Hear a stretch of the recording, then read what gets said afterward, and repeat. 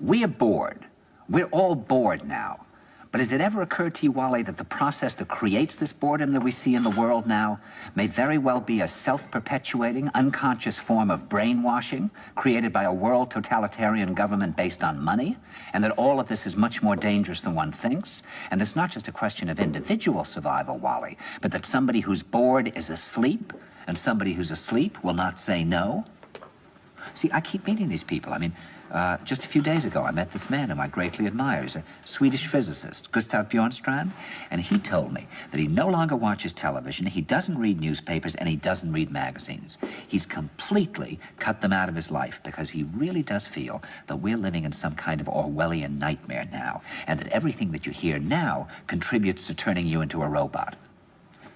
And when I was at Findhorn, I met this extraordinary English tree expert who had devoted his life to saving trees. Just got back from Washington, lobbying to save the redwoods. He's 84 years old. He always travels with a backpack because he never knows where he's going to be tomorrow.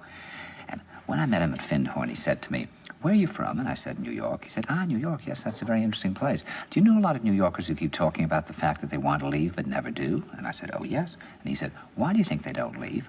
I gave him different banal theories. He said, "Oh, I don't think it's that way at all." He said, "I think that New York is the new model for the new concentration camp, where the camp has been built by the inmates themselves, and the inmates are the guards, and they have this pride in this thing they've built. They've built their own prison, and so they exist in a state of schizophrenia, where they are both guards and prisoners, and as a result, they no longer have, having been lobotomized, the capacity to leave the prison they've made, or to even see it as a prison." And then he went into his pocket and he took out a seed for a tree and he said, "This is a pine tree." He put it in my hand and he said, "Escape before it's too late."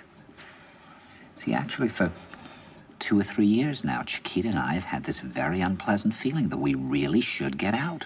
And we really feel like Jews in Germany in the late 30s. Get out of here.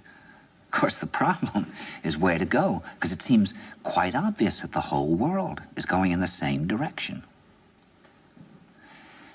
See, I think it's quite possible that the 1960s represented the last burst of the human being before he was extinguished, and that this is the beginning of the rest of the future now, and that from now on there'll simply be all these robots walking around, feeling nothing, thinking nothing, and there'll be nobody left almost to remind them that there once was a species called a human being, with feelings and thoughts, and that history and memory are right now being erased, and soon nobody will really remember that life existed on the planet.